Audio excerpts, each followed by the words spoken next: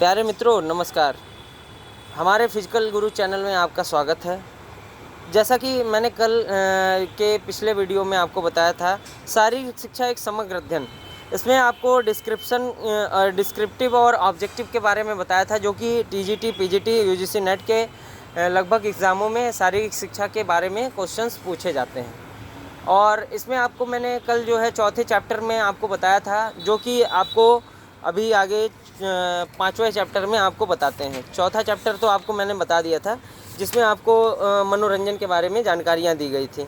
अब नेक्स्ट आप आ जाते हैं पाँचवें चैप्टर में, जो कि सेक्शन पार्ट 5 है।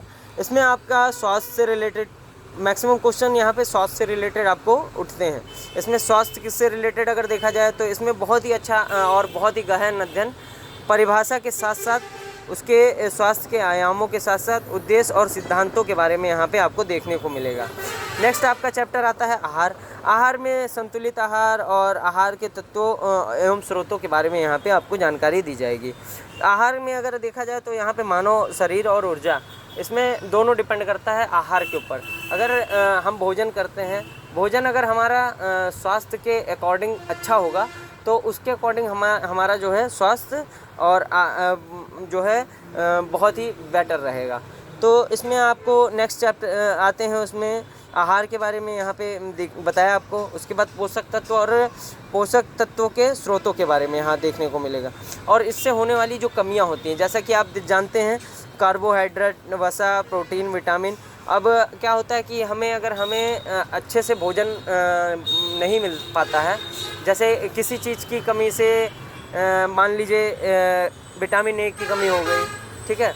तो विटामिन ए अगर हमें कमी होता है तो उसके अकॉर्डिंग जो हमें रोग होता है, विटामिन बी की कमी से जो रोग होता है, विटामिन सी की कमी से, ऐसे आप देख सकते हैं।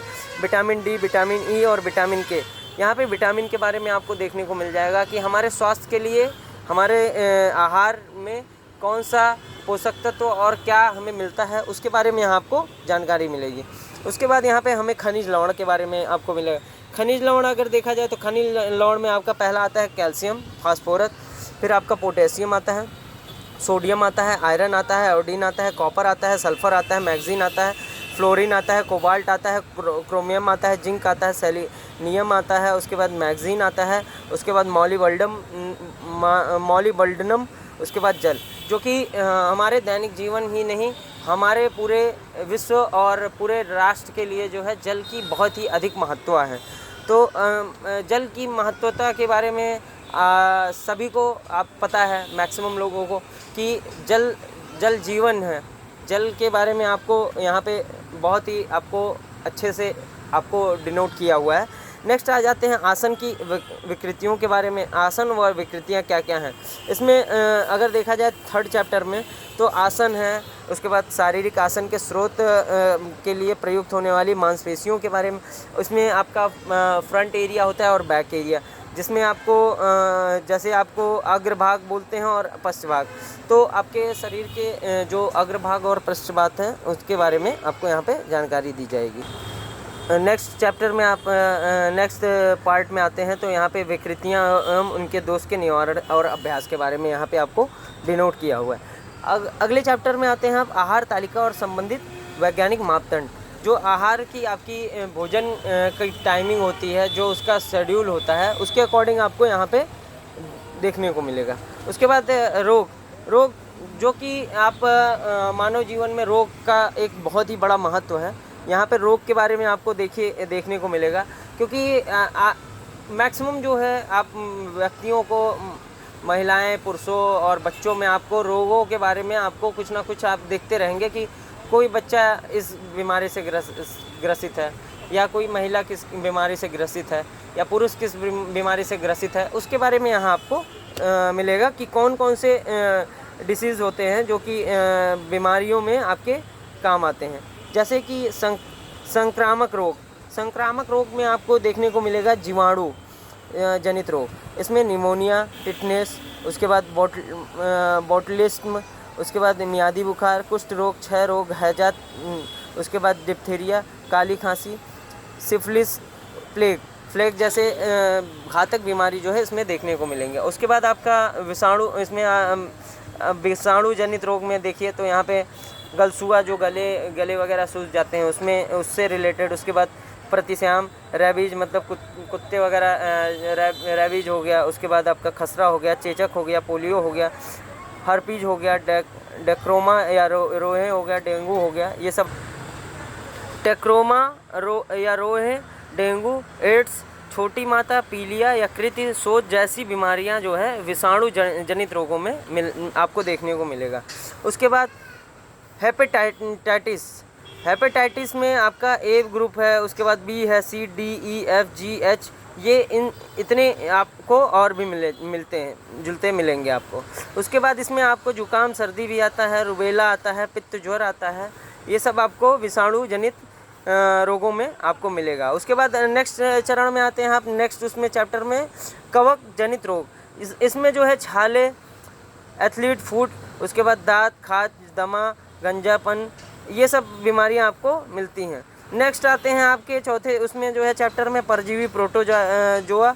इसमें मलेरिया, फाइलेरिया, पेचिस, काला ज्वर, निंद्रा रोग, टेपवार्म, फाइलेरिया, दस्त जैसी बीमारियां छोटी आंत बड़ी आंत में आपको देखने को मिलेंगी।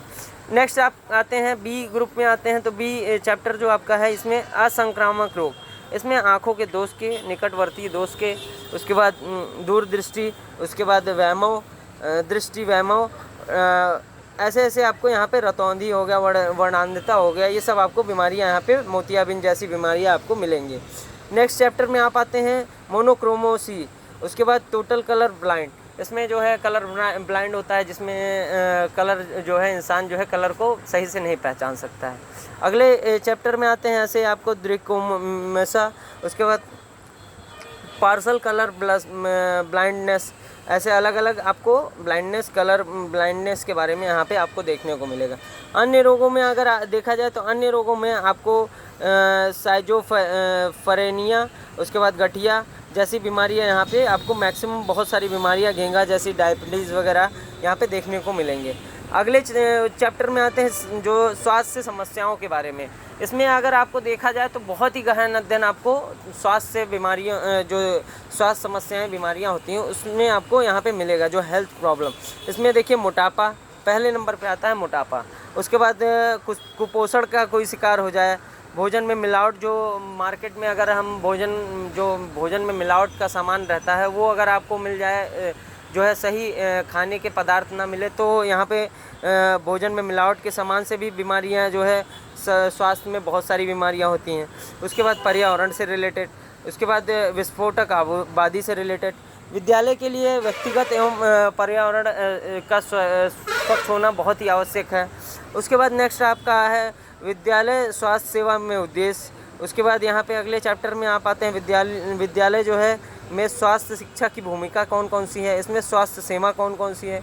उसके बाद विद्यालय में जैसा कि आप देख सकते हैं वहाँ पे बहुत सी हेल्थ से रिलेटेड यहाँ पे बच्चों को बहुत ही इम्पॉर्टेंट चीज़ें बताई जाती हैं, जिसमें त्वचा की देखभाल करना, नाखूनों की देखभाल करना, आँखों की देखभाल करना, पोषण की देखभाल करना।